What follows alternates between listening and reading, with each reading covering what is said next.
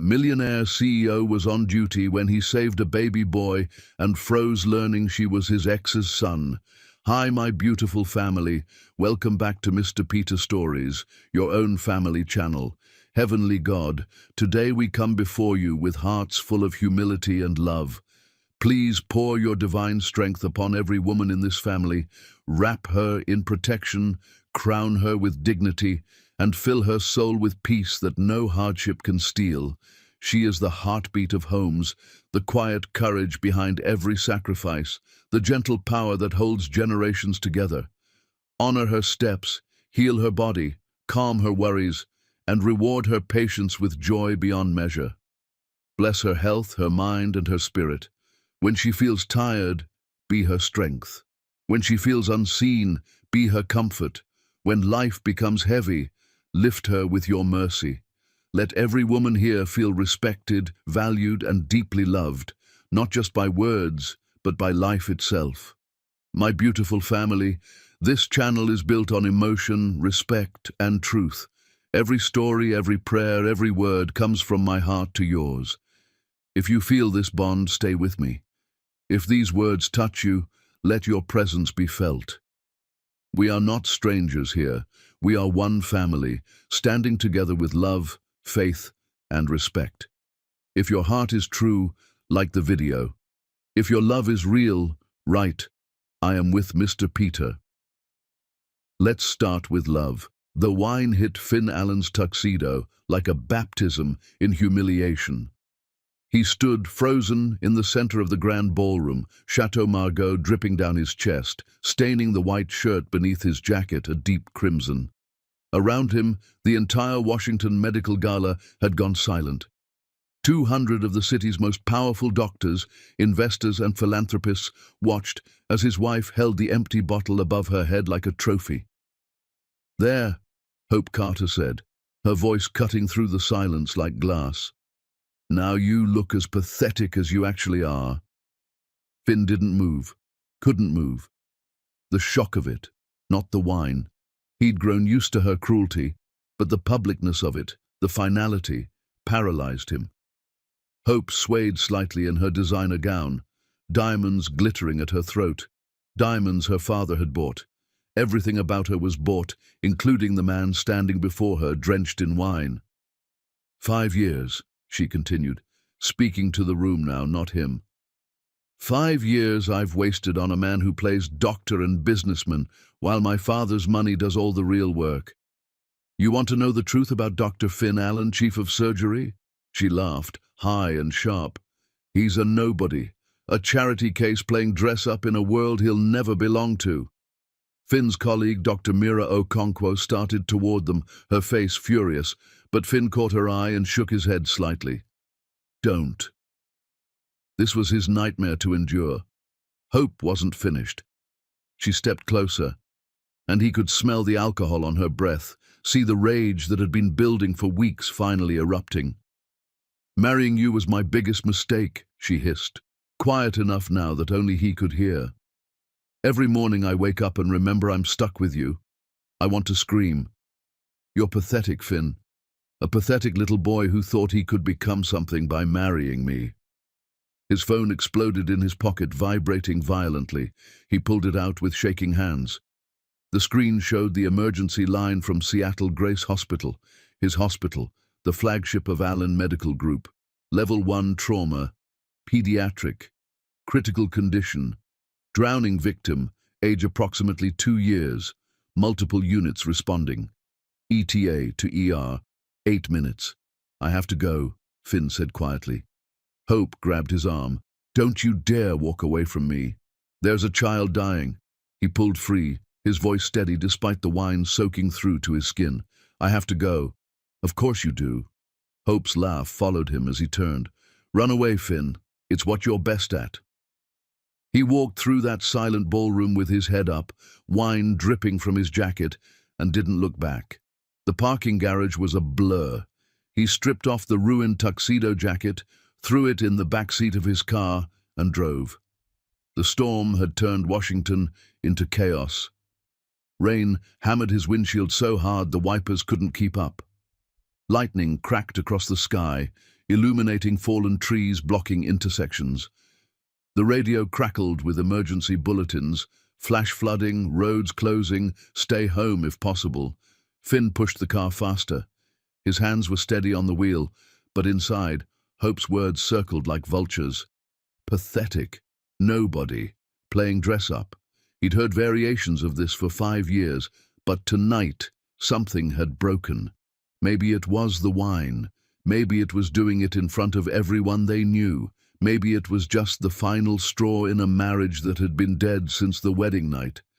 His parents had given him a choice when he was 29. Marry Hope Carter, secure her father Gerald Carter's investment in the struggling Allen Medical Group, or watch the hospitals his grandfather had built crumble into bankruptcy. They'd presented it like a business decision. And Finn, drowning in debt and responsibility, had treated it like one. He'd told himself it wouldn't be forever, that he'd find a way out eventually. 5 years later, he was still trapped. The hospital appeared through the rain like salvation. Finn abandoned his car in the emergency bay, not caring about proper parking, and ran. Inside, organized chaos. Nurses prepping trauma bay, residents scrambling. The charge nurse, Rita, saw him, and her eyes widened. "Dr. Allen, sir, you're not on call tonight, and you're—" She gestured at his wine-stained shirt. "I know. Where's the patient?" "Incoming. Ambulance just pulled in." Finn was already moving to the trauma entrance, grabbing a surgical gown as he went. He could feel eyes on him, the wine stains showing up when he wasn't scheduled. But he didn't care. The ambulance bay doors burst open. Paramedics rushed in with a stretcher, and Finn's entire world narrowed to the small figure strapped to it. A little boy, tiny, soaked through, lips blue.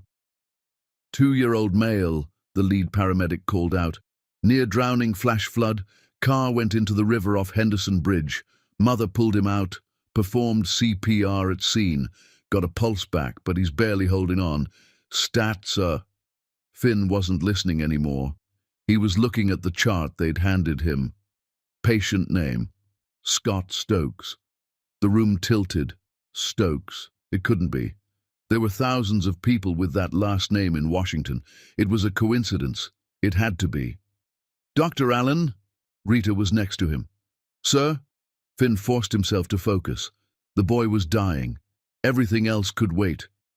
"Trauma Bay 2, he ordered, his voice suddenly clear and commanding. "Page anesthesia, respiratory, and get me a cardiac consult. Move." They moved. For the next several hours, Finn existed in the only place he'd ever felt truly in control, the operating room. The little boy's heart stopped once on the table. Finn brought him back. It stopped again during the procedure.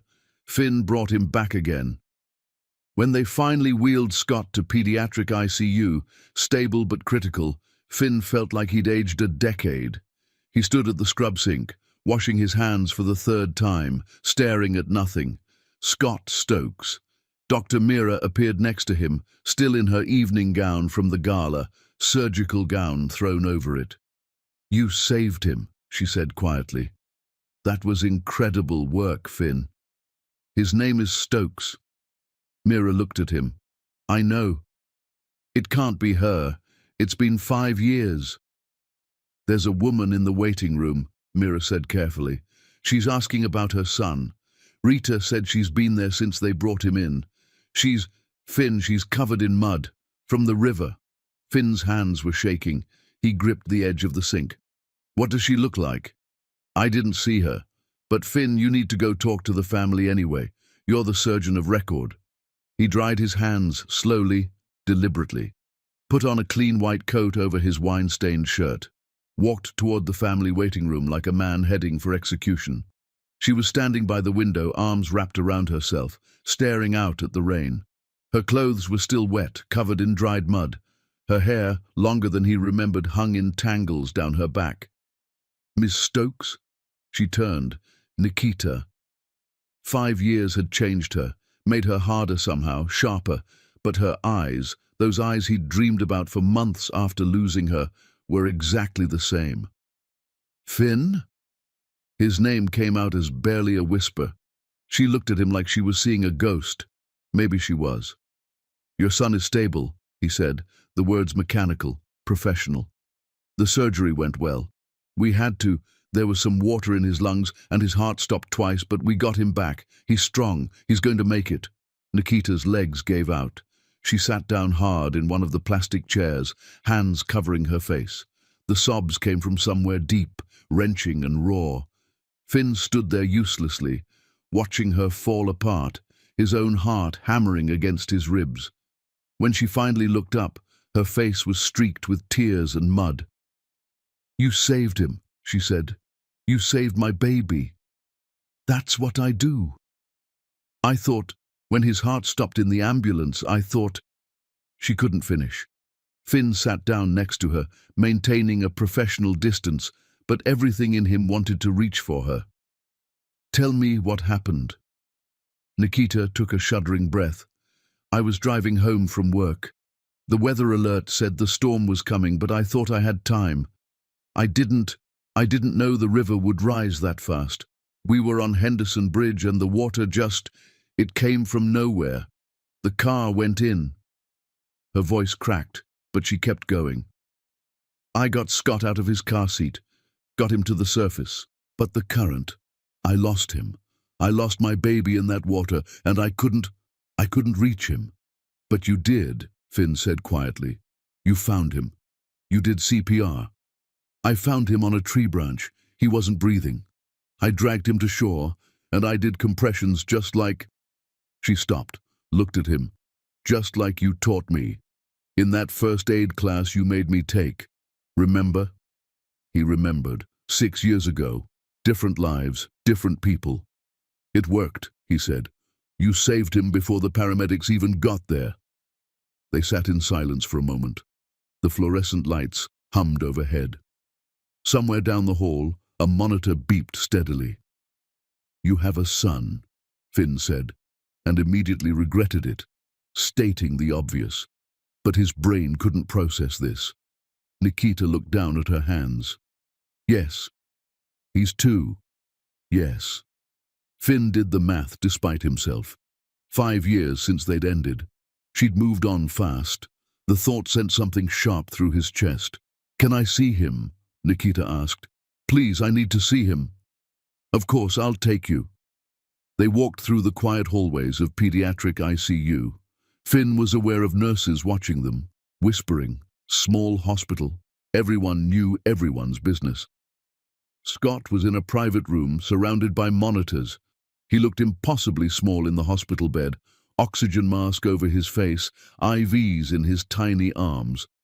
Nikita stopped in the doorway, fresh tears streaming down her face. "Oh, baby," she whispered. She went to him, taking his small hand carefully, mindful of the IV. She kissed his forehead, his cheeks, murmuring things Finn couldn't hear. He stood back, giving them space, but he couldn't look away from the little boy. Scott had Nikita's face, her exact eyes, her nose. But there was something else there too, something that made Finn's chest ache. "Does he have a father?" The question came out before Finn could stop it. "Someone I should call?" Nikita's jaw tightened. She didn't look at him. "No," she said flatly. "There's no father." The words hung between them, heavy with meaning Finn didn't understand yet. Scott stirred slightly, made a small sound. Nikita froze, leaning closer. "Mama's here, baby," she whispered. "Mama's right here." Finn checked the monitors. Everything stable. The boy was strong. He'd make it through this. "Ms. Stokes, I need to discuss the billing with you," he said quietly. "The surgery, the ICU stay, it'll be expensive." She finally looked at him, and he saw something in her eyes he'd never seen before. Shame. "I don't have insurance," she said. "I lost my job last month. I've been working part-time, but I couldn't afford—" She stopped, looking back at her son. "How much?" she asked. Finn thought of the surgery, the specialists, the ICU care that Scott would need for at least a week, easily several $100,000. "Let me handle it," he said. "Finn, I can't. It's already done. Consider it handled." "Why?" She turned to face him fully now. "Why would you do that?"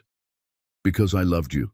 Because I let you go, and it's haunted me every day since.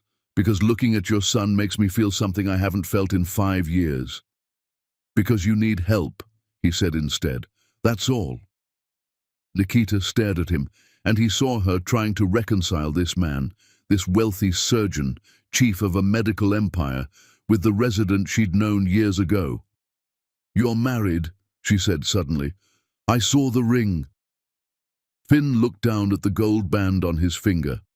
Hope had picked it out. Expensive, cold, like everything about their marriage. "Yes," he said. "Then you should go home to your wife." There was no accusation in her voice, just a wall going up between them, brick by brick. "Nikita, thank you for saving my son, Dr. Allen." Her voice was formal now, distant. "I'll never be able to repay you for that, but you should go." She turned back to Scott, effectively dismissing him. Finn stood there for another moment, wanting to say something, anything, to bridge the chasm that had opened between them. But what could he say? "I'm married, but miserable. I think about you constantly. Seeing you again feels like coming back to life." He left. In the hallway, he pulled out his phone. 23 missed calls, 15 from Hope, 8 from his father. He deleted them all without listening. Then he called his lawyer. "Jeff, it's Finn Allen. I need you to draw up divorce papers. Tonight. I don't care what time it is. I want them ready to file tomorrow morning." He hung up before Jeff could respond. Back in the ICU room, through the window, he could see Nikita holding her son's hand, her head bowed like she was praying. Finn Allen had spent 5 years in a prison of his own making, telling himself he had no choice, that duty and responsibility mattered more than happiness. But watching Nikita with her son, seeing the life she'd built without him, something inside him finally broke open. He'd made his choice 5 years ago, and it had been the wrong one. He wouldn't make that mistake again. Chapter 2. The truth that breaks everything. Finn didn't sleep. He sat in his office at the hospital as dawn broke over Washington, divorce papers spread across his desk. Jeff had delivered them at 4 in the morning without questions. Good lawyers knew when to stay silent. The signature line waited. One name, and he'd be free. But freedom came with a price tag he wasn't sure he could afford. His phone rang. Gerald Carter. Finn let it go to voicemail, then listened to the message. "Hope told me what happened at the gala. Unacceptable behavior on your part. Abandoning her like that. We need to talk. Today. My office. 10 o'clock. Not a request. Never a request with Gerald. Finn stared at the divorce papers. His pen hovered over the signature line. Then he set it down. Not yet. He needed to understand what he was up against first. At 7, he went back to the ICU.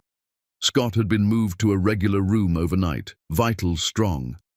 Nikita was asleep in the chair beside his bed, her head resting on the mattress next to her son's hand. Finn stood in the doorway watching them. In sleep, Nikita looked younger, more like the woman he'd known, the woman he'd loved, the woman he'd let go. Scott's eyes opened. The little boy looked around, confused, then saw his mother and relaxed. Then he saw Finn. "Hi," Scott whispered. Finn put a finger to his lips, glancing at Nikita. "Let's let Mama sleep. How are you feeling, buddy?" "Tired." Scott's voice was hoarse from the breathing tube. "My chest hurts." "I know, that's because you were very sick, but you're getting better." "You're the doctor." "I am. You saved me?" Finn moved closer, checking the monitors quietly. "Your mama saved you. I just helped." Scott considered this. "Mama said we went in the water. I don't remember." "That's okay. You don't need to remember." Are you Mama's friend? The question hit Finn harder than it should have. I was. A long time ago. Why not now? That's complicated. Grown-ups always say that, Scott said solemnly. Then, I'm hungry. Finn smiled. That's a very good sign. What do you like to eat? Pancakes, with lots of syrup. I'll see what I can do. Nikita stirred, lifting her head. Her eyes found Finn immediately, and something flickered across her face. Surprise. Then that wall again. Morning, Finn said. You're here early. She sat up, wincing as her back cracked. Or did you never leave? I left. Came back. Scott reached for his mother. Mama, I'm hungry. Nikita's face transformed, pure relief flooding through. Oh, baby, that's wonderful. That's so wonderful. She kissed his forehead. What do you want? The doctor said maybe pancakes. Nikita looked at Finn. You're giving my son dietary advice now? There was no heat in it. Almost teasing. Almost like before. Patient requested pancakes. I'm just the messenger. Hospital pancakes are terrible. I know. I'll have someone bring something from outside. Finn, you don't have to. I want to. He met her eyes. Let me do this. Please. Nikita looked at him for a long moment, then nodded. An hour later, Scott was eating pancakes from Nikita's favorite diner, or what used to be her favorite diner. Finn had remembered. She'd noticed. While Scott ate, Finn did his rounds. When he came back, a woman was sitting with Nikita. Dark-skinned, sharp-eyed, protective stance. She looked up when Finn entered and her face hardened. So you're him, the woman said. The famous Finn Allen. Ray, Nikita said quietly. Don't. Ray Stokes. Nikita's sister. She'd hated Finn even when they were together. I'm just here to check on my patient, Finn said evenly. Your patient. Ray laughed without humor. Right. That's what we're calling it. Ray, please. Nikita stood, putting herself between them. Not here. Not now. Ray looked at her sister, then at Scott, then back at Finn. Fine, but we're going to talk. She pointed at Finn. You and me, later. She left. Scott was watching with wide eyes. Is that lady mad? That's your Aunt Ray, Nikita said, smoothing his hair. She's just protective of us. Why? Because she loves us. Scott seemed to accept this. He yawned, syrup on his chin. Someone's tired, Finn said. That's normal. Your body is working hard to heal. Will you stay? Scott asked. While I sleep? Nikita and Finn both froze. Buddy, the doctor has other patients. Nikita started. Just for a little bit, Finn said, until you fall asleep. Scott smiled, snuggling into his pillow. Tell Mama to sit too. She didn't sleep in a real bed. There was no refusing a sick toddler. Nikita sat.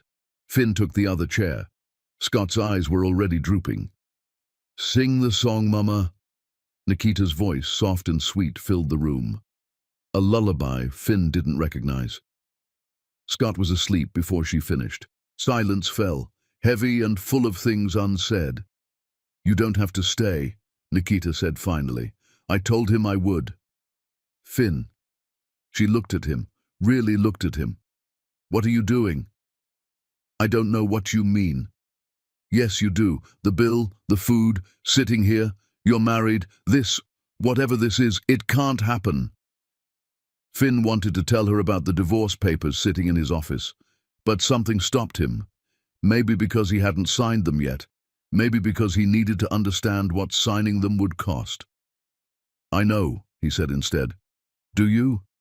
Because it feels like you're trying to, I don't know, fix something that's been broken for 5 years. Maybe I am. You can't. It's too late. Is it? Nikita stood up, needing distance. Yes. Finn, you made your choice. You chose your family's business. You chose hope. That's fine. I understand why. But you don't get to come back now and confuse everything. What if I told you I was unhappy? That my marriage is... Don't. Nikita held up a hand. Don't make me the reason you leave your wife. I won't be that person. You're not. I am, and we both know it. She wrapped her arms around herself. Just thank you for saving Scott, for covering the bills. I'll pay you back somehow. I don't want you to pay me back. Well, I can't just accept it. I can't be indebted to you. It's not about debt. Then what is it about? Her voice rose slightly. Why are you really doing this? Because I love you. Because seeing you again reminded me what happiness feels like. Because I've been dead inside for 5 years and you make me feel alive. Because it's the right thing to do, he said. The disappointment in her eyes was crushing. Right. The right thing. She moved toward the door. You should go. I'm sure Hope is worried. She wasn't. Hope probably hadn't even noticed he hadn't come home, but Nikita didn't need to know that. Finn left. He went straight to Gerald Carter's office. Gerald sat behind his massive desk, Hope beside him. She'd changed since the gala, cleaned up, but her eyes were red and puffy. Sit, Gerald commanded. Finn remained standing. I'm here. What do you want? An explanation. You humiliated my daughter in front of everyone we know. She humiliated herself and me. Hope flinched. I was drunk. I'm sorry. Sorry doesn't fix it. I know. Hope stood, moving toward him. But I want to try. We can go to counseling. Actually work on this marriage instead of just coexisting. Hope, please, Finn. Just give me a chance. I know I've been terrible. I know I've hurt you, but I can change. There was something in her voice, genuine desperation. For the first time in 5 years, Hope sounded like she actually cared. It caught Finn off guard. You called me pathetic, he said quietly, in front of 200 people. I know, and I hate myself for it. Tears spilled down her cheeks. I've been so angry at you, at my father, at myself. I married you because I was told to, not because I wanted to, and I've been punishing you for it ever since. Finn stared at her. In 5 years, Hope had never admitted this. I don't love you, she continued. I don't think I ever did. But I don't want to hate you either. And that's what I've been doing. Hating you for being trapped the same way I am. Gerald stood. Hope, enough. No, Dad. He deserves the truth. She looked at Finn. We're both miserable. We both want out. But if we divorce now, my father will make your life hell. He'll destroy everything you've built. Hope, Gerald warned. It's true, and you know it. She turned back to Finn. So here's what I'm proposing. We stay married for 1 more year. We go to counseling. We try to at least be civil to each other. And at the end of that year, I'll file for divorce. You'll get a clean split, and my father will let you keep the hospitals. Why would you do that? Finn asked. Because I'm tired too. Tired of being angry. Tired of hurting you. Tired of this whole mess. Hope wiped her eyes. 1 year. Then we're both free. That's the best I can offer. Finn looked at Gerald. And you agree to this? Gerald's face was stone. It's not my first choice, but if it's what Hope wants, I'll honor it. Why? For the first time, Gerald looked uncomfortable. Because she's my daughter, and I've forced her into enough things she didn't want. I won't force her to stay in a marriage that makes her miserable. It was the most human thing Finn had ever heard Gerald say. 1 year, Finn repeated. 1 year, Hope confirmed. We smile for the cameras, we do the events, we pretend to work on it, then it's over. Finn thought about the divorce papers in his office, about Nikita's face when she'd told him to leave. 1 year felt like forever, but it also felt like the only path that didn't end in total destruction. There's a condition, he said. What? The woman from the ICU, Nikita Stokes. You leave her alone. No threats, no games. Her medical bills stay covered. No retaliation. Gerald's eyes narrowed. Who is she to you? Someone I knew, someone I'm helping. That's all you need to know. Is she the reason you wanted a divorce? No. My reason for wanting a divorce is sitting right there. Finn gestured at Hope. But I won't agree to this unless Nikita is protected. Gerald considered it. Fine, we leave her alone. Swear it. I give you my word. It wasn't much, but it was something. Finn agreed to the 1-year deal. As he left, Hope caught his arm. Thank you, she said quietly. For what? For not making this uglier than it has to be. Finn looked at her, really looked at her, and for the first time saw past the cruelty to the trapped woman beneath. We're both prisoners, he said. Might as well be civil about it. She almost smiled. Almost. He went back to the hospital, back to his office, stared at those divorce papers, then he locked them in his desk drawer. 1 year. He could survive 1 year. The question was whether his heart could. Chapter 3. The Hunt and the Trap. For the next several weeks, Finn lived in limbo. By day, he was the devoted husband. He and Hope went to counseling, real counseling, not just for show. Their therapist, Dr. Keisha Williams, was sharp and didn't accept their bullshit. You're both here out of obligation, not desire, she said in their second session. That's not going to work. We have an agreement, Hope said. 1 year, then we're done. So you're planning to fail? We're planning to be realistic. Dr. Williams leaned back. Here's what I see. 2 people who've spent 5 years hurting each other because they're too scared to be honest about what they really want. You want to spend the next year doing the same thing? Or do you want to actually try to understand each other before you part ways? It was a fair question. Slowly, painfully, they started to talk. Really talk. Hope admitted she'd always felt like a disappointment to her father, that marrying Finn was supposed to prove she was valuable, that when Finn seemed more interested in his work than in her, it confirmed every fear she had about herself.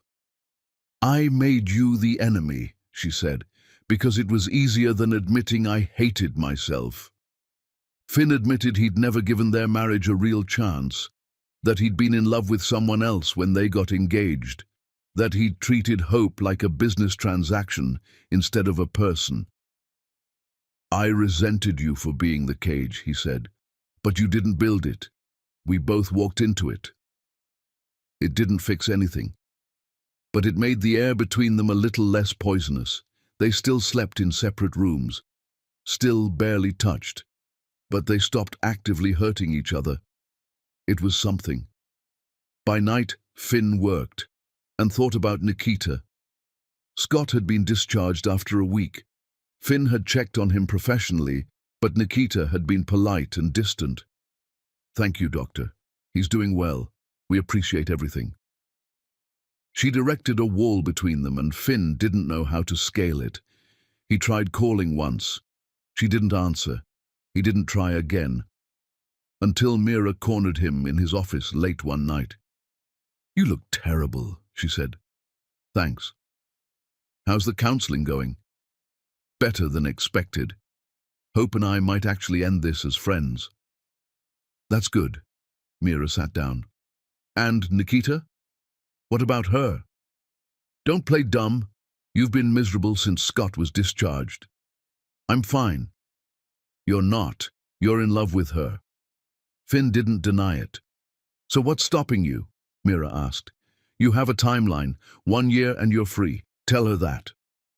And say what? Wait for me? Put your life on hold while I play husband to someone else? Tell her the truth. The truth is, I'm trapped, and she deserves better than someone who's trapped. The truth is you're scared, Mira corrected. Scared she won't wait. Scared you'll lose her again, so you're not even trying. What's the point? She made it clear she doesn't want me in her life. Did she? Or did she just refuse to be the other woman? Mira leaned forward.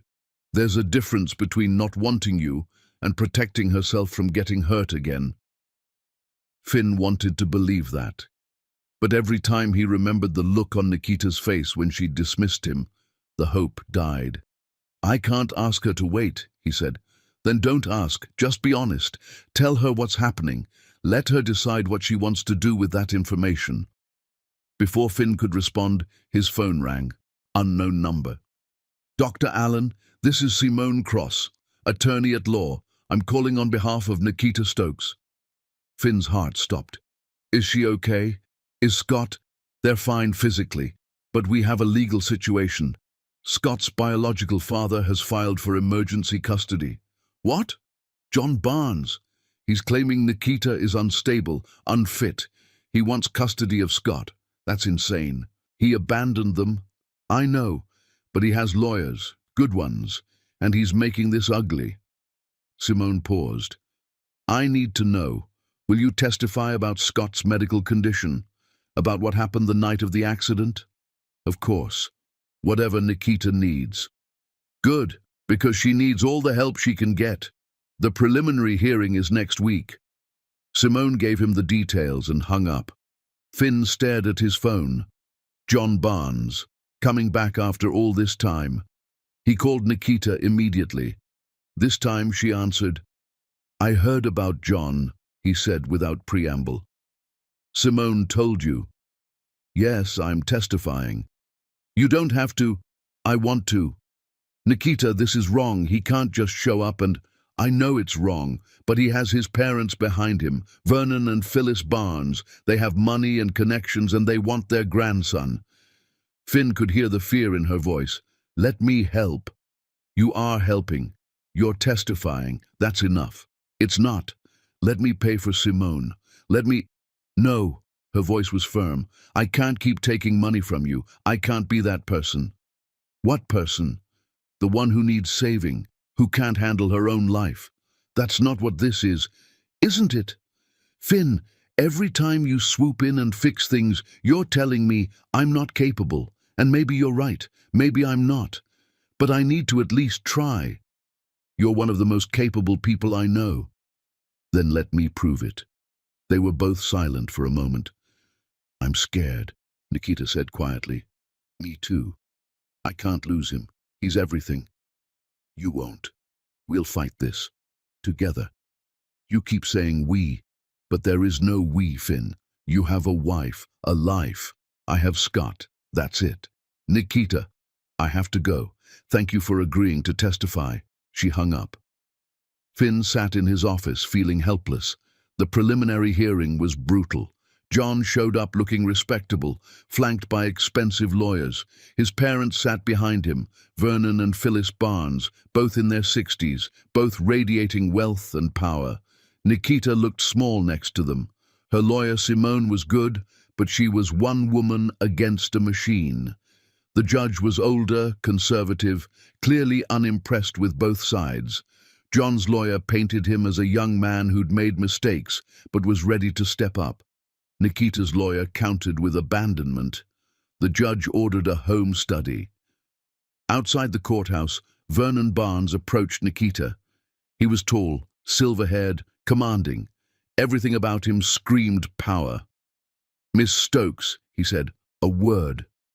Simone stepped between them. "You can speak through counsel. This isn't about the case. This is about what's best for my grandson." "Your grandson who you've never met?" Ray said sharply. She'd come to support Nikita. Vernon didn't flinch. "We made a mistake. We should have been involved from the beginning, but we're trying to correct that now. By taking him from his mother?" Nikita's voice shook. "By giving him opportunities you can't provide. The best schools, travel, a future without financial stress. He has a future with me." "Does he?" Vernon pulled out a business card. "My number. When you're ready to discuss a reasonable arrangement, shared custody, financial support, call me. We don't have to be enemies, Miss Stokes." He walked away before anyone could respond. That night, Finn went to Nikita's apartment, despite knowing she wouldn't want him there. Ray answered the door. "She doesn't want to see you." "I know, but I'm here anyway." Ray studied him. "Why?" because she needs people in her corner, even if she's too proud to ask. And you think you're in her corner? I'm trying to be. Ray sighed. She's on the balcony, don't make it worse. Finn found Nikita standing outside, arms wrapped around herself against the cold. Ray let me in, he said. She shouldn't have. Probably not. They stood in silence. Vernon offered me money, Nikita said. Did you know that?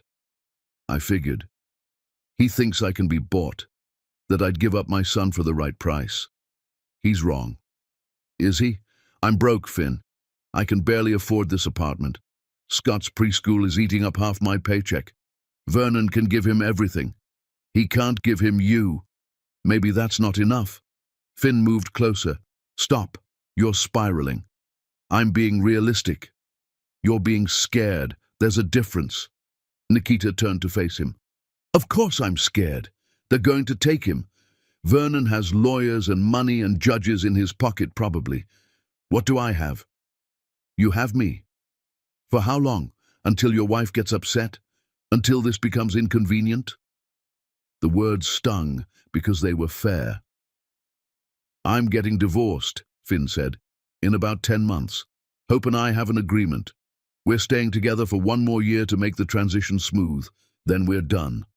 Nikita stared at him. You're what? Divorcing her. I should have told you sooner. I didn't want you to feel pressured, or like you had to wait for me. 10 months. Yes. So you're asking me to wait 10 months while you live with another woman? No. I'm telling you the truth. What you do with that is up to you. Nikita laughed bitterly. You're unbelievable. What? You think this makes it better, knowing there's an expiration date on your marriage? It makes it worse, Finn, because now I have to watch you choose her every day for 10 more months. I'm not choosing her. Yes, you are. Every morning you wake up in her house, every event you go to together, every time you play the devoted husband, you're choosing her over me. That's not fair. Life isn't fair. Nikita was crying now. I learned that when my husband divorced me the day after our wedding. I learned it when I raised a baby alone. I learned it when his heart stopped in my arms. So don't talk to me about fair. Finn wanted to reach for her, but she stepped back. Just go, she said. Nikita, please, just go. He went, and the distance between them grew wider. Chapter 4. The Deal with the Devil. The home study happened a week later. A social worker named Ms. Brennan came to Nikita's apartment. It was small but clean, filled with Scott's artwork and toys. Tell me about your support system, Ms. Brennan said. I have my sister Ray, my mother Claudette when she can get away from work, and some friends from the neighborhood. What about Scott's father? John signed away his rights. We have no relationship. And Dr. Allen? Nikita hesitated. We're friends. He helped when Scott was sick. He pays your medical bills. Yes. Why? Because he's a good person. Ms. Brennan made notes. Are you in a relationship with him? No, he's married. But you were involved before? Years ago, it didn't work out. And now? Now we're figuring it out. Ms. Brennan didn't look convinced. She also visited John's apartment. He'd transformed it. New furniture, toys, a nanny on staff for the visit. His parents were there playing doting grandparents. It was all theater, but it looked impressive. The report came back weeks later, not favorable for either side. Miss Stokes shows dedication, but limited resources. Mr. Barnes shows preparation, but limited connection to the child. Recommend further evaluation. Which meant more time, more uncertainty. Nikita was falling apart. Finn could see it every time he saw her, which wasn't often. She was avoiding him. One night, desperate, he showed up at her apartment with food. I brought Chinese, he said when she answered the door. Scott's favorite. He's at Ray's. Then it's your favorite. Can I come in? Nikita looked like she wanted to say no, but she stepped aside. They ate in silence at her small table. How are you holding up? Finn asked. I'm not. That's honest. I'm tired of lying. She set down her chopsticks. I'm terrified. Every day I wake up thinking this is the day they take him, and I can't breathe. They won't take him. You don't know that. I know you're his mother. I know you love him more than anything. That has to count for something. Does it? Vernon Barnes has power. He can make judges see things his way. Then we fight harder. Stop saying we. Nikita stood up. There is no we. You're going home to your wife after this. I'm going to bed alone, terrified I'm losing my son. We are not in this together. Finn stood too. I'm here, aren't I? For now, until it gets too hard, until Hope needs you, until your year is up and you realize I'm too much work. That's not going to happen. You don't know that. She was crying. You left me once, Finn. You chose your hospitals and your family legacy over us. What makes you think you won't do it again? Because I know what losing you cost me. And what did it cost you, really? You got to keep your empire, your respect, your perfect little life with Hope. What did you lose? Everything that mattered. That's a nice speech, but speeches don't change history. They stared at each other across her tiny kitchen. I don't know how to prove this to you, Finn said quietly. You can't, not while you're still married to her. So what do I do? Break my agreement with Hope? Destroy what's left of my hospitals? Lose everything just to prove a point? I'm not asking you to do any of that. Then what are you asking? Nothing. Nikita wiped her eyes. I'm asking for nothing, Finn. That's the problem. I don't want to need you. I don't want to be another responsibility you have to manage. You're not a responsibility, aren't I? You pay my bills.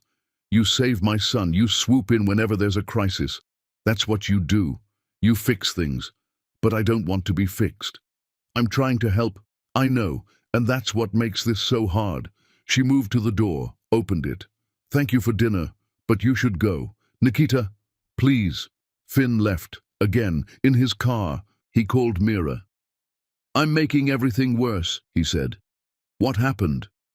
He told her about the fight. She's right, you know, Mira said when he finished. About what? You do try to fix everything. It's your default. Someone has a problem, you throw money or solutions at it. What's wrong with that? Nothing if they ask for it. But Nikita didn't ask. You just assumed she needed saving. She does need help. She needs a partner. Someone who treats her like an equal, not someone who treats her like a problem to be solved. Finn was quiet. And, Mira continued gently, she's right that you're still choosing Hope, every day, even if it's for good reasons. I made a deal. I know. And you're honoring it. That's admirable. But from Nikita's perspective, you're choosing another woman over her. Again, can you understand why that's hard for her? He could. God, he could. So what do I do? You have two choices. You break your agreement with Hope, face whatever consequences come, and choose Nikita now. Or you honor your agreement and accept that Nikita might not wait for you. Those are both terrible options. Welcome to being in love. It's terrible. Finn laughed despite himself. For what it's worth, Mira said, I think Nikita loves you too. She's just protecting herself. And can you blame her? No. So be patient, be honest, and stop trying to fix her. Just be there. That's all she really needs. Finn thought about that. The next day, he stopped by Nikita's apartment. She looked surprised to see him. I'm not here to fix anything, he said. I'm just here. If you want me to leave, I will. But if you want company, I can stay. Nikita studied him. Scott's at preschool for another hour, she said finally. Okay. I'm just folding laundry. Okay. It's boring. I don't care. She let him in. They didn't talk much. He helped fold tiny shirts. She didn't send him away. It was something. And slowly, carefully, they started building something that looked like trust. Chapter 5. when the enemy gets smarter. The weeks leading up to the custody trial were brutal. John's lawyers were relentless. They dug into every aspect of Nikita's life, her job history, her finances, her relationships. They found old credit reports showing missed payments. They found evidence she'd been fired from a job years ago for taking too much time off because Scott had been sick. They twisted everything to make her look unstable. Simone fought back hard, but Vernon Barnes had resources that made even Simone nervous.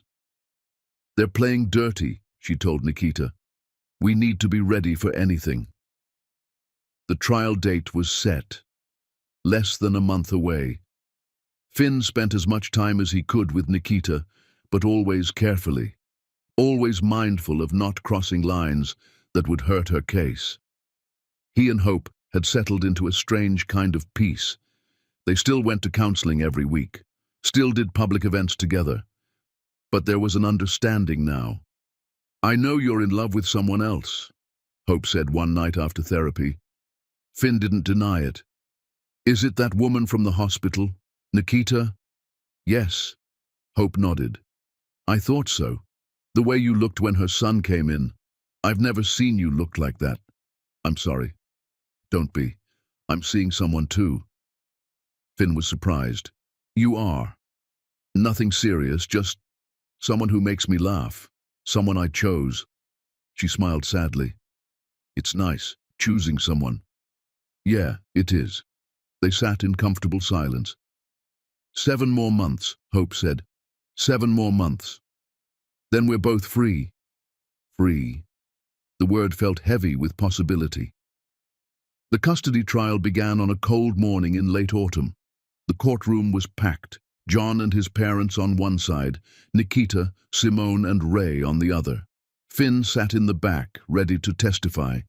John's lawyer, Demetrius Young, was everything Finn had feared.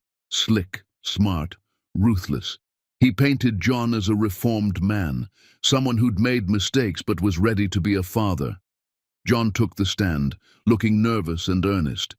"I was young when Scott was born," he said. "Scared. I made the worst decision of my life when I walked away. But I've grown up. I have a good job now, a stable home. My parents want to help. Scott deserves to know his father's family." Simone's cross-examination was brutal. "Mr. Barnes, when is Scott's birthday?" John paused. "February." "What day?" "The 15th? "It's the 3rd. What's his favorite color?" "Blue? Red? Does he have any allergies?" "I'm not sure.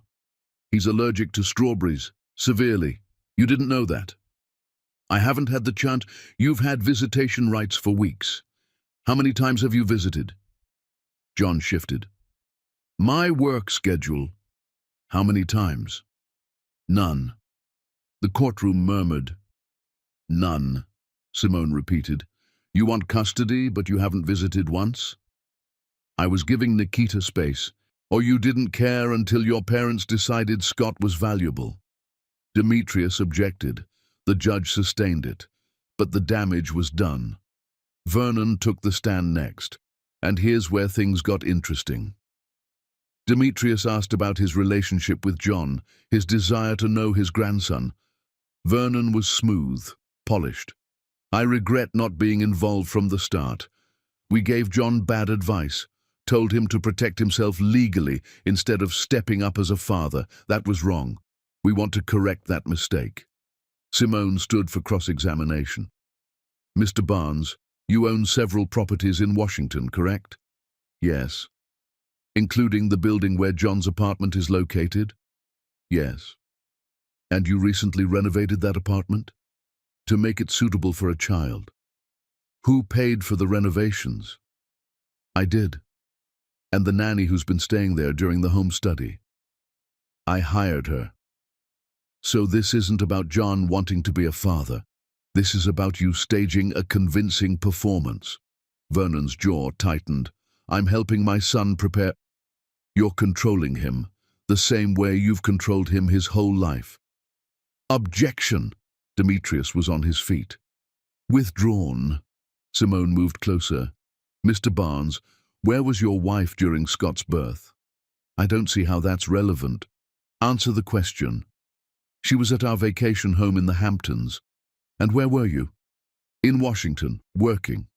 So, neither of you came when your grandson was born? We didn't know. John told you. We have the text messages. You told him to handle it and make it go away. Those are your words, correct? Vernon couldn't answer. You don't want Scott because you love him, Simone said. You want him because Nikita Stokes had the audacity to raise him without your permission. This is about control, not love. The judge called a recess. Finn found Nikita in the hallway. She was shaking. That was incredible, he said. It's not enough. You saw Vernon. He's too smooth, too prepared. Simone got him rattled. For a minute, then he'll come back stronger. Finn wanted to tell her it would be okay, but he'd learned not to make promises he couldn't keep.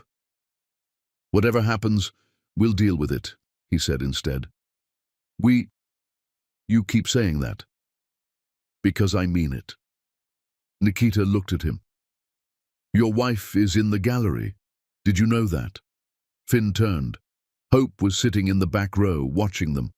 She wanted to support me, Finn said, to testify about my character if needed. That's unexpected.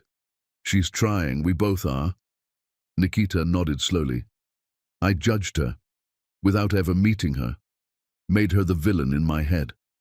She was cruel to me. That's not your imagination. But she was also trapped, like you. Nikita looked back at Hope. Maybe she's not the villain. Maybe nobody is. Maybe we're all just people trying to survive. It was the most generous thing Finn had ever heard Nikita say about Hope.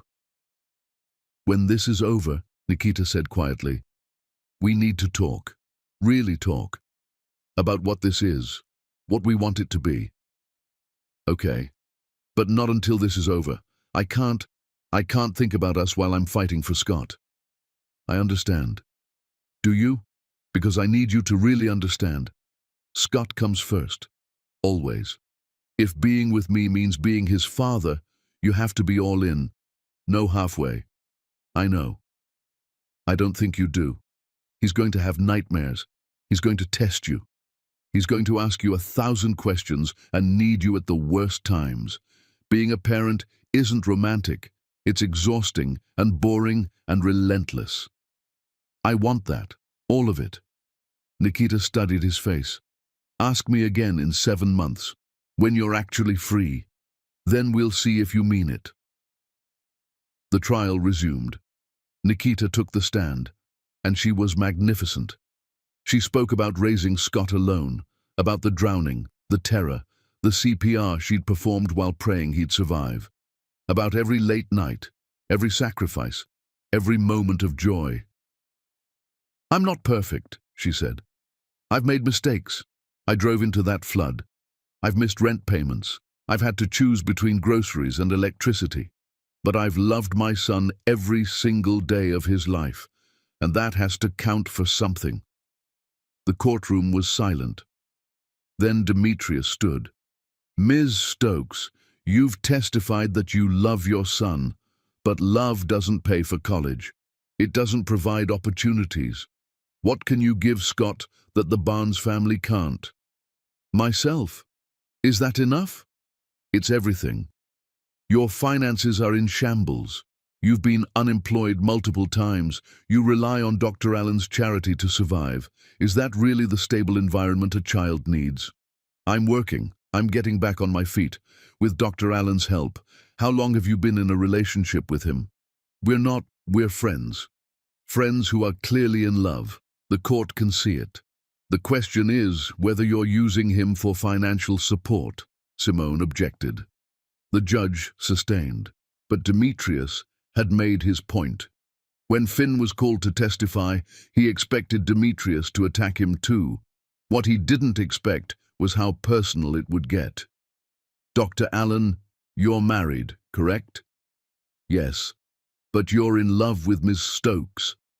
Yes. So you're having an emotional affair? No, my marriage is ending, My wife and I have an agreement to stay together while you pursue a relationship with another woman. That's not what's happening, isn't it?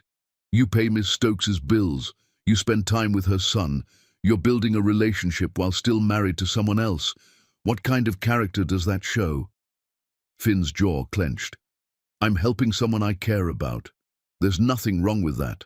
Helping, or trying to buy your way into her life. Objection, Simone called. Sustained. Mr. Young, move on. Demetrius smiled. He'd made his point. The trial lasted 3 days. At the end, the judge took a recess to deliberate. They had to wait 2 more days for the decision. 2 days of Nikita, barely eating, barely sleeping. Finn wanted to be with her, but she needed space, needed to prepare for the worst. Finally, the call came. The judge had a ruling, and everyone's future hung in the balance. Chapter 6. The Custody War. The courtroom was suffocating. Nikita sat rigid in her chair, Simone beside her, Ray behind them.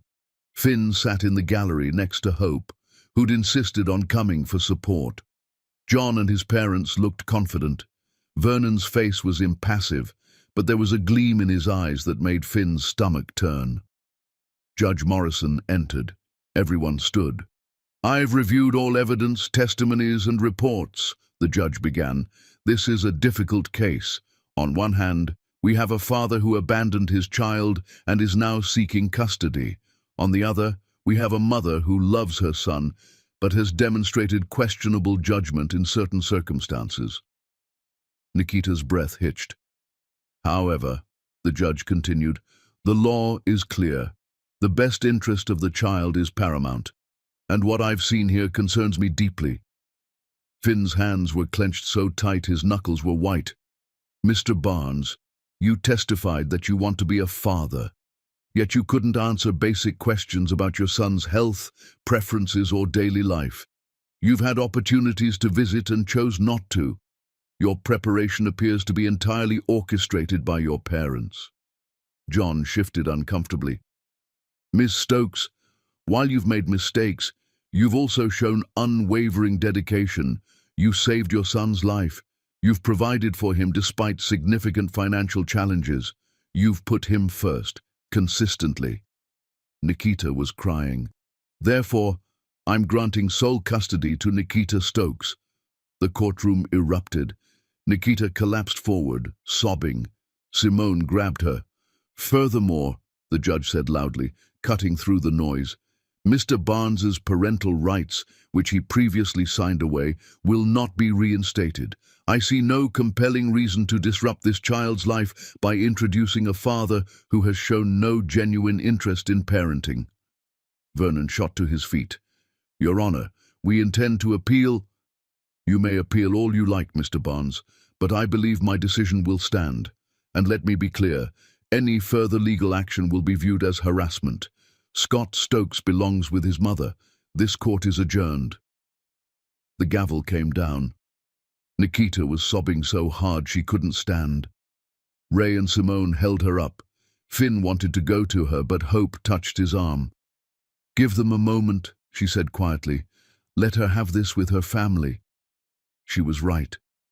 Outside the courthouse, Vernon cornered Simone. This isn't over, he said. Yes, it is. The judge was clear. We have resources. We can appeal to higher courts and lose again. Face it, Mr. Barnes. You lost. Your son lost. But Scott won. That's what matters. Vernon's face went purple. Phyllis pulled him away before he could say something that would land him in contempt. John lingered. He looked at Nikita, opened his mouth like he wanted to say something. Don't, Ray said sharply. You lost the right to speak to her. John left. Finn finally approached. Nikita saw him, and something in her face cracked open. She walked straight to him, and he caught her, holding her, while she sobbed into his chest. It's over, he murmured. You won. He's yours. I was so scared, she whispered. So scared. I know, but you did it. You fought and you won. They stood like that for a long time, until Nikita pulled back. wiping her eyes. "Thank you," she said, "for testifying, for being here. I wouldn't have been anywhere else." Hope approached carefully. "Ms. Stokes? I'm Hope Allen, Finn's wife." Nikita stiffened. "Oh, hello. I just wanted to say, what you did was incredible. The way you fought for your son. It was really brave." Nikita looked surprised. "Thank you. I also wanted to apologize for any role I played in making this harder. I know my father was involved with Vernon Barnes on the business side.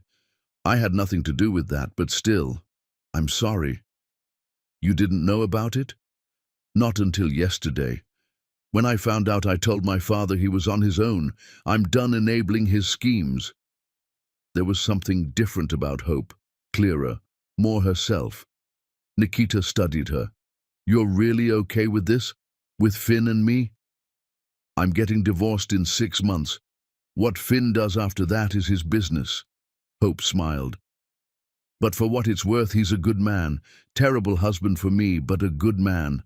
I think you two have a real chance." "That's very mature of you." "I'm trying to be. Growth is hard." Hope looked at Finn. "I'm heading home. I'll see you later." She left. Nikita watched her go. I expected to hate her. Most people do at first. But she's not. She's just a person who's been as trapped as everyone else. Yeah. They stood in the afternoon sun, the courthouse behind them, the rest of their lives ahead. 6 months, Nikita said. 6 months. That's not that long. It's going to feel like forever. Yeah. She looked at him. But maybe that's good. Maybe we need the time to figure out who we are now, not who we were 7 years ago. I know who I am. I'm the man who loves you. That's not enough, though. I need to know you're ready for all of this. Scott, the chaos, the responsibility. And you need to know too. Really know, not just think you know. So what do? We wait, we're patient, and we figure ourselves out first.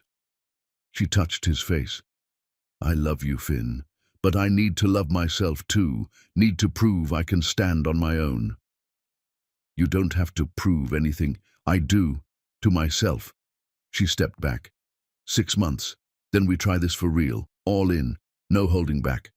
And until then, we're friends, co-parenting, kind of. You can see Scott, be part of his life, but you and me, we wait. It hurt, but Finn understood. Okay, he said, we wait. Nikita smiled.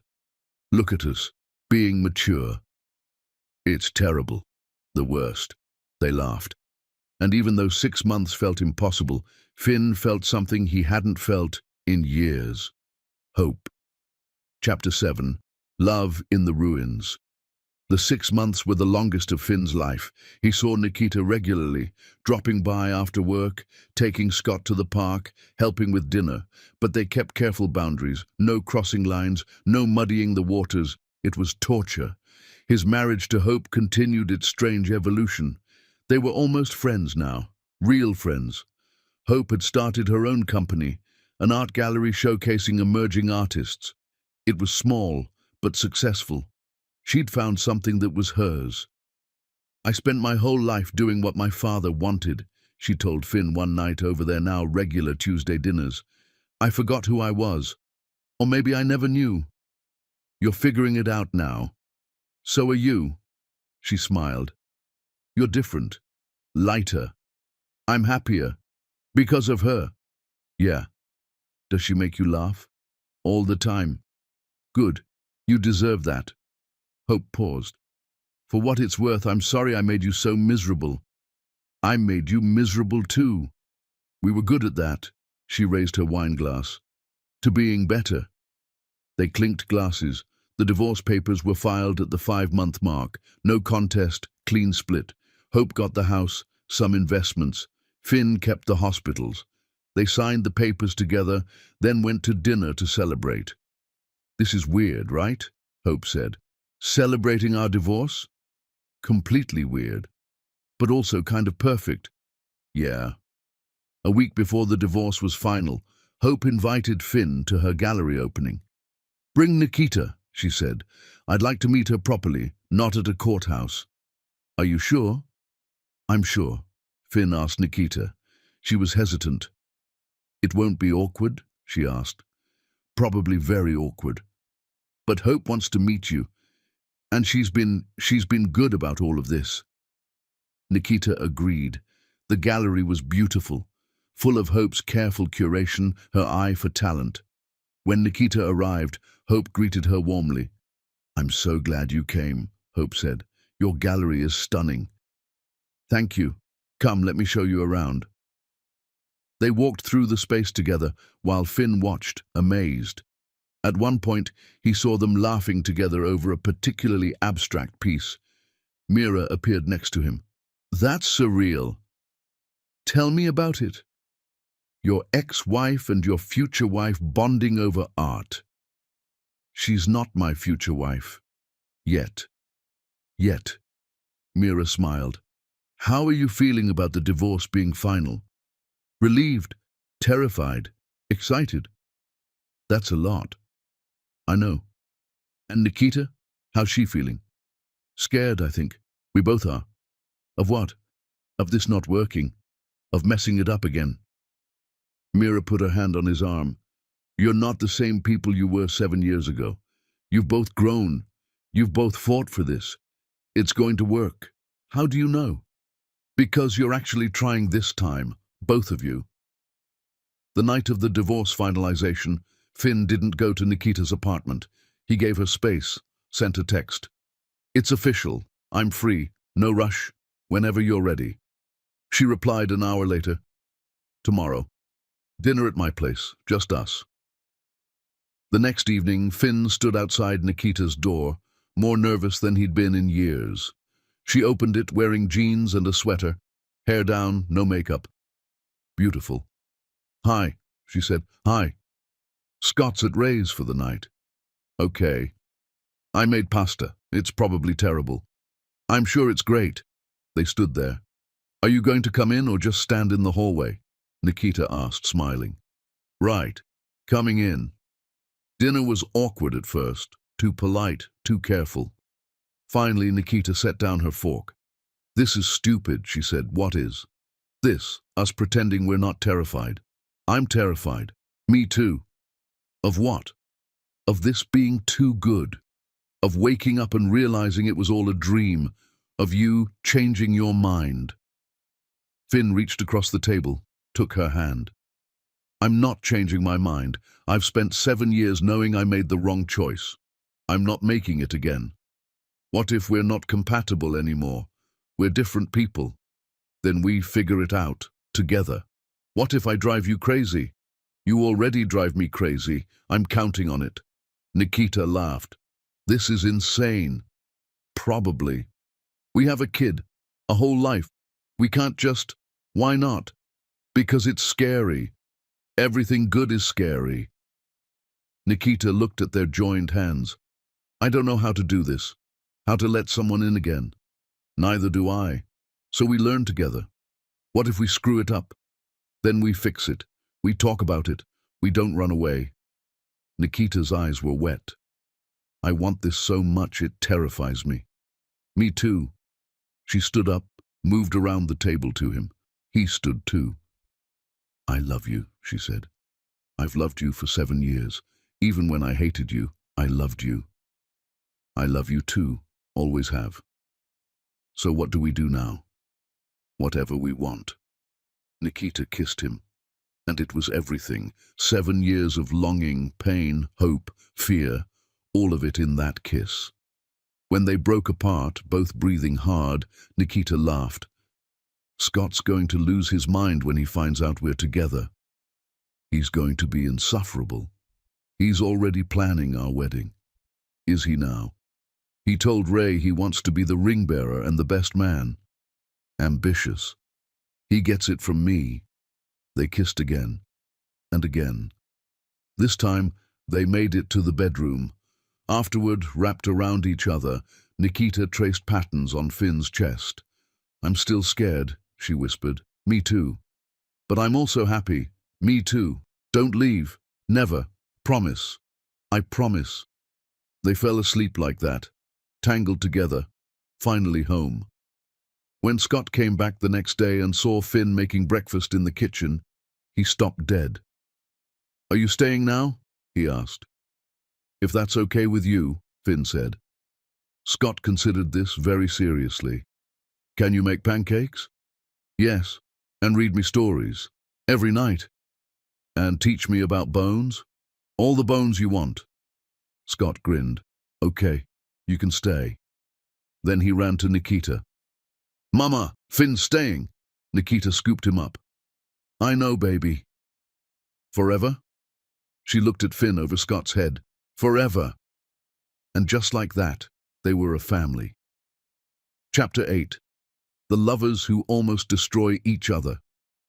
3 months into their relationship, they had their first real fight. Scott had a nightmare. Finn went to comfort him, but Scott pushed him away, screaming for Nikita. Finn backed off, let Nikita handle it, but it stung.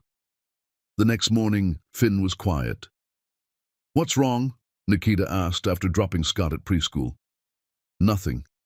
"Finn, he didn't want me last night. He only wanted you." Nikita sighed. "He was scared. He wanted his mom." "I know, I get it, but it reminded me that I'm not his real father. You're as real as it gets. You're the one who's here. But I'm not his biological father. John is. John is a sperm donor. You're his dad. Am I? Because sometimes it feels like I'm playing house, like at any moment Scott's going to realize I'm not really his." Nikita pulled the car over. "What is this really about?" "I don't know, what if I'm not enough? What if he grows up and resents me for not being his real dad? And what if he grows up grateful he had someone who chose him, who showed up every day?" Nikita grabbed his hand. "You're scared. I get it. But don't project that onto Scott. He loves you. I love him too. So much it terrifies me. Then trust that. Trust us." They got through it. But it was the first crack. The second came a month later. Finn wanted to adopt Scott formally. Nikita hesitated. "Why are you hesitating?" Finn asked. "Because it's a big step. We live together. We're talking about getting married. How is adoption different?" "Because marriage is between us. Adoption affects Scott." What if what? What if we break up? Is that what you're worried about?" "I'm worried about protecting my son. Our son. He's my son, Finn. He was my son before you came back into my life." The words hung between them like a slap. "Wow," Finn said quietly. "Okay. I didn't mean it like that." "Yes, you did. And maybe you're right. Maybe I'm deluding myself thinking I can be his father." "Finn, stop. No, I get it. I'm the guy who shows up and plays dad. But when it matters, when it's about legal stuff, I'm just the boyfriend. That's not fair, isn't it? You won't let me adopt him. What does that tell me about where I stand?" Nikita's eyes filled with tears. "It tells you I'm scared. I'm scared of giving you that much power and then watching you walk away." "I'm not walking away. You did before." There it was, the fear that lived beneath everything. Finn took a breath. "I'm not the man I was 7 years ago." "How do I know that?" "Because I'm here. Because I chose this. Because I wake up every day and choose it again." People change their minds. Not about this. Not about you and Scott. You don't know that. "Yes, I do." They were both yelling now. In the next room, Scott called out, "Why are you fighting?" They both stopped, looked at each other. "We need help," Nikita said quietly. "What?" "We need therapy, together, because we're both carrying so much fear and hurt and we're taking it out on each other." She was right. They found a therapist, Dr. Marcus Lane. He was in his 50s, calm, unflappable. The first session he listened to them both, then said, "You're both waiting for the other person to abandon you. So you keep testing each other, pushing to see if the other will leave. You need to stop that. How? Nikita asked. By deciding to trust. It's a choice. Every day you choose to trust that the other person is staying. And if they don't stay, Finn asked, then you deal with it. But you can't live your whole life preparing for the worst. You'll miss the good parts. Over the next few months they worked on it, learning to fight without destroying each other, learning to say, I'm scared, instead of lashing out. One night after a session, Nikita said, I want you to adopt Scott. Finn looked at her. Are you sure? I'm sure. You're his dad. You've earned that, and I'm done letting fear make my decisions. I'm scared too, you know, of messing this up. Then we'll mess it up together. They filed the adoption papers. The day it was finalized, Scott became Scott Allen officially. The judge asked Scott if he understood what was happening. Finn's my dad now, Scott said seriously. For real, forever. That's right, the judge said, smiling. Scott looked at Finn. Can I call you Dad? Finn's throat closed. He nodded. Okay, Dad. That one word. It broke him open. In the courthouse hallway, Nikita found Finn crying. You okay? She asked. He called me Dad. I heard. I have a son. You've had a son for months. I know, but now it's real, official. Nikita wrapped her arms around him. Welcome to fatherhood. It's terrifying. I love him so much. I know. He loves you too. That night, putting Scott to bed, Finn read him his favorite dinosaur book. Dad, Scott said when they finished. Yeah, buddy? Are you going to marry Mama? Would you like that? Yeah, then we'll be a real family. We're already a real family, but with a wedding and cake. Finn laughed.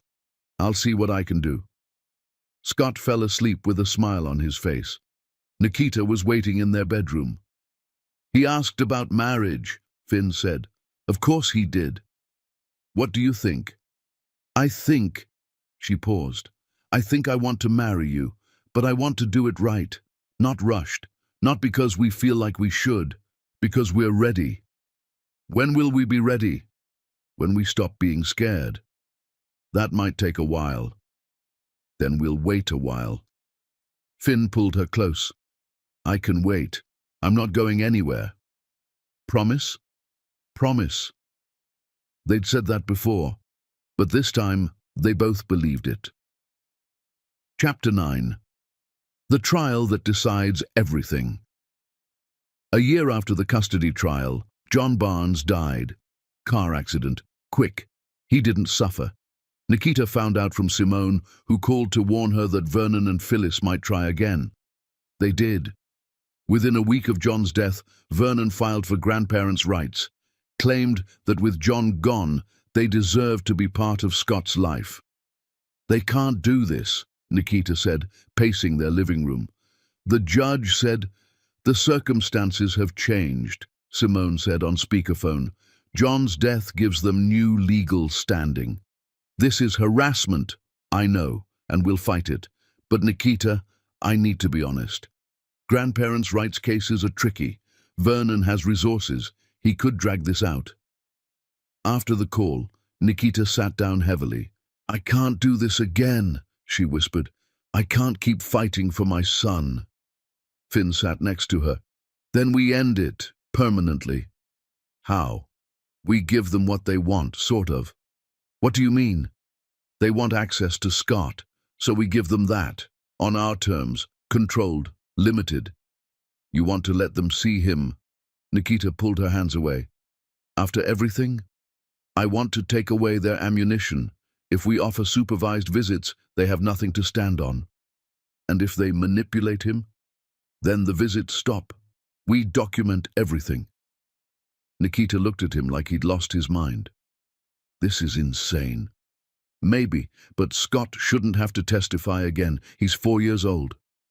She knew he was right. Hated it, but knew it. Okay, but the first time Vernon steps out of line, it's over. Agreed.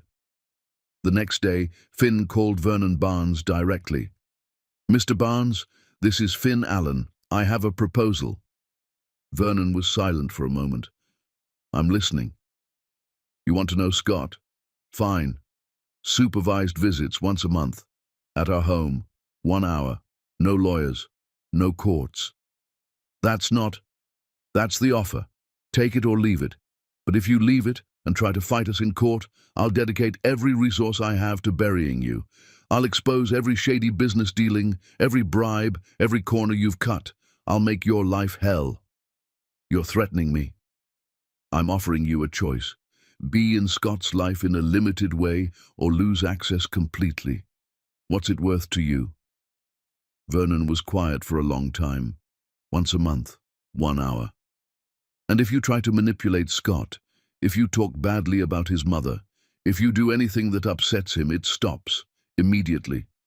Fine. And Vernon? Scott will never call you Grandpa. You haven't earned that. You'll be Mr. Barnes. Take it or leave it. I'll take it. Drop the legal petition today, or the deal's off. Agreed. They set the first visit for the following month. Vernon came alone. Phyllis had apparently wanted no part of it. He sat stiffly in their living room while Scott played with his trucks on the floor. "Hello, Scott," Vernon said. Scott looked up. "Hi.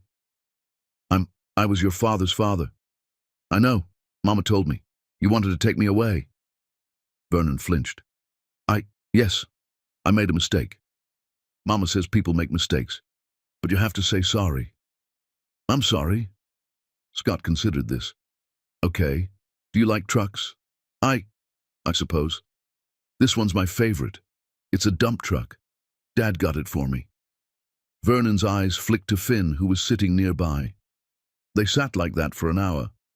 Scott playing, occasionally showing Vernon a toy. Vernon watching, clearly uncomfortable. When the hour was up, Vernon stood. "Thank you for allowing this," he said to Nikita. "Don't thank me. Thank Scott. He's the one who agreed to meet you." Vernon nodded, looked at Scott. "May I come back next month?" Scott looked at Nikita. She nodded. "Okay," Scott said. After Vernon left, Nikita exhaled. "That was weird," she said. "Very weird," Finn agreed. "Do you think he meant it? The apology?" "I don't know. But he showed up. He tried. That's something." Over the next few months, Vernon kept coming. The visits were always awkward, always supervised. But Vernon showed up. Slowly, something shifted. Vernon started bringing books, age-appropriate ones about trains and dinosaurs. He asked Scott questions and actually listened to the answers. One day Scott asked Vernon about John. "What was my father like?" Scott asked. He was 4 now, old enough to be curious. Vernon looked surprised, then sad. He was a lot like you. Curious, smart. He liked building things." "Did he love me?" The question hung in the air. Vernon looked at Nikita, then at Scott. "I don't know. He was scared, and he made bad choices because of that fear. But," Vernon's voice cracked, "but I think if he'd been braver, he would have loved you very much." It was the most honest thing Vernon had ever said. Scott nodded, accepting this. "I have Dad now. He's brave." Vernon looked at Finn. For the first time there was something like respect in his eyes. "Yes," Vernon said, "you do." After that, the visits got a little easier. Vernon would never be Grandpa, would never be family in the traditional sense. But he was in Scott's life in a small way, and that was enough. One night, months later, Finn found Nikita on the balcony. "What are you thinking about?" he asked. "How weird life is. A year ago, I was terrified of losing Scott. Now Vernon Barnes is reading him bedtime stories once a month, and it's fine. It's actually fine. Are you glad we let him in?" "Yeah. Scott deserves to know where he comes from, even the complicated parts." "You're a good mom." "I'm trying." Finn wrapped his arms around her from behind. "I have a question." "Okay." Will you marry me? Nikita turned in his arms. Are you serious? Very serious. I don't have a ring yet. I wanted to ask first. Make sure you were ready. We said we'd wait until we weren't scared anymore. We did, but I realized something. I'm always going to be a little scared. That's part of loving someone this much. The question is whether I let the fear stop me. And I'm done letting fear make my decisions. Nikita's eyes filled. Ask me properly. Finn dropped to one knee right there on the balcony. Nikita Stokes, will you marry me? Will you let me spend the rest of my life loving you and Scott? Will you be my family, officially and forever? Yes, she whispered. Yes, yes, yes. He stood, kissed her. From inside Scott's voice, are you kissing again? Can I watch? They laughed, pulled him into the hug. We're getting married, Nikita told him. Finally, Scott said. Can I be the ring bearer and the best man? You can be whatever you want, Finn said. Scott grinned. This is the best day ever. And looking at his family, his son, his fiancée, his whole world, Finn agreed. It really was. Chapter 10. The life they fought for the wedding was small. Just family and close friends in Nikita's mother's backyard. Scott took his dual role as ring bearer and best man very seriously. He wore a tiny suit and carried the rings on a pillow like they were made of glass. Ray officiated, her voice strong and clear. We're here because these two idiots finally figured out what the rest of us knew years ago. They're meant for each other. Everyone laughed. Finn's vows. I spent 7 years living the wrong life, making the wrong choices. Then you and Scott gave me a second chance. I promised to never take that for granted, to show up every day, even when it's hard, to love you both with everything I have. You're my home. You always have been. Nikita's vows. You saved my son's life. But more than that, you reminded me that love doesn't have to hurt. That I deserve to be chosen. You choose me every day and I choose you right back. I love you, Finn. Today, tomorrow, always. They kissed. Scott cheered louder than anyone. The reception was perfect chaos. Scott ran around with the other kids, showing off his suit. Claudette cried happy tears. Mira gave a speech about how Finn was the most stubborn man she'd ever met, but also the most loyal. Hope sent a gift, a painting from her gallery with a note, to new beginnings. You deserve this, both of you. Vernon Barnes didn't come to the wedding, but he sent a card with a check for Scott's college fund. The card read, For my grandson. May he grow up knowing he is loved. It was more than Nikita ever expected from him. As the sun set, Finn and Nikita slow danced, while Scott sat on Ray's lap, fighting sleep. I can't believe we're actually married, Nikita said. Believe it. What if I wake up and this is all a dream? Then I'll still be here when you wake up. She smiled. Promise? Always. They danced until the stars came out. A year later, their daughter was born. They named her Hope, not after Finn's ex-wife, but after what their family represented. Hope that people could change, that second chances were real, that love could survive anything. Scott was obsessed with his baby sister. He brought her toys constantly, told her about dinosaurs, in a gentle whisper, insisted on helping with everything. Gentle buddy, Finn would remind him. I know, Dad. I'm being careful. Finn cut back his hours at the hospital. He was still chief of surgery, but he'd hired a strong administrative team so he could actually come home at reasonable times. Nikita had finished her degree and was working with single mothers, helping them navigate the system she'd survived. She came home with stories that broke her heart and filled it in the same breath. Their life wasn't perfect. Scott still had nightmares sometimes. Hope cried through the night. They fought about stupid things like dishes and whose turn it was to do laundry, but they showed up for each other every day. One evening, Finn came home to find Scott showing baby Hope his truck collection while Nikita made dinner. "Da-da!" Hope squealed when she saw him. His heart still melted every time. Scott ran over. "Dad, I got an A on my spelling test." "That's amazing. I'm so proud of you. Can we get ice cream?" "After dinner." "Okay." Scott ran back to Hope. "Did you hear that? We're getting ice cream." Nikita appeared, kissed Finn hello. "Good day?" "Long surgery, but successful." "Good." She handed him Hope. "Your turn. I need 20 minutes of quiet to finish dinner." Finn took his daughter, who immediately grabbed his nose. "Dada," she said again. "That's right. I'm Dada." Scott came over, leaned against Finn's leg. "Dad?" "Yeah?" "I love you." Finn's throat tightened. "I love you too, buddy. And Mama, and Hope. We're a family." "We are." "Forever?"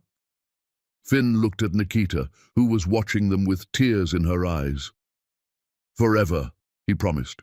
Later that night, after the kids were in bed, Finn found Nikita on their porch. "Penny for your thoughts," he said. "Just thinking about how far we've come, from that hospital room to here. It's been quite a journey. Do you ever regret it? Giving up your CEO position, the money, all of it? Never, not once. Even on hard days? Especially on hard days. Because on hard days I come home to you and Scott and Hope. That's everything." Nikita leaned into him. "I was so scared of this, of letting you in, of believing it could work." "Are you still scared?" "Sometimes, but mostly I'm just grateful for all of it, even the hard parts." "Me too." They sat in comfortable silence, listening to the night sounds. "I have news," Nikita said. "Oh?" "Vernon called. He's sick. Cancer. He wanted Scott to know." "How do you feel about that?" "Sad. For him, for Scott. Vernon's not a good man, but he's been trying, in his way." "Does Scott know?" "Not yet. I wanted to talk to you first." "What do you want to do?" "I think we should visit him. Let Scott say goodbye when the time comes." Finn nodded. "Okay, we'll do that." Because that's what families did. They showed up, even when it was hard. A few weeks later, they took Scott to visit Vernon in the hospital. He looked small in the bed, diminished by illness. "Hello, Scott," Vernon said, his voice weak. "Hi, Mr. Barnes. Mama said you're sick." "I am. Very sick." Scott climbed onto the chair next to the bed. "Are you going to die?" "Yes, probably soon." "That's sad." "It is." Scott was quiet for a moment. "Do you want to see my picture? I drew it for you." He pulled out a crayon drawing of a family. Stick figures labeled Mama, Dad, me, Baby Hope, and in the corner, a separate figure labeled Mr. Barnes. Vernon stared at it, tears rolling down his face. "You drew me," he whispered. "Yeah, you're part of our story. Mama said everyone's part of the story, even the complicated parts." Vernon looked at Nikita. "You're raising an extraordinary child." "I know." Vernon died 2 weeks later. His funeral was small. Scott insisted on bringing flowers. "Because he tried," Scott said. "That matters." From the mouths of children. That night, tucking Scott into bed, Finn asked, "Are you okay? About Mr. Barnes?" "I'm sad, but also okay. He wasn't a grandpa, but he was something. And something is better than nothing." "You're very wise for a 5-year-old." "I know. Mama says I get it from her." Finn laughed. "She's probably right." "Dad?" "Yeah?" "When I grow up, I want to be like you." "Yeah? Why's that?" "Because you're brave. You chose us even when it was hard." Finn's eyes burned. "Being your dad is the easiest choice I've ever made." "Really?" "Really." Scott smiled, already drifting off.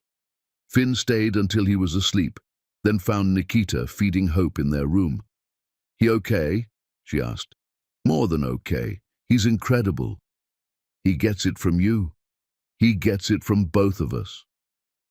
Later, with both kids asleep, they finally had a moment alone. Can you believe this is our life? Nikita asked. Sometimes I still can't. We almost missed it, all of it. But we didn't. No, we didn't. She turned to face him. I love you, Finn Allen. I love you too, Nikita Allen. The name still made her smile. They fell asleep tangled together, just like that first night they'd decided to try. The difference was, now they knew they could survive anything. Together, they'd survived loss and fear and doubt. Together, they'd built something real. And together, they'd keep building it. Every single day. For the rest of their lives.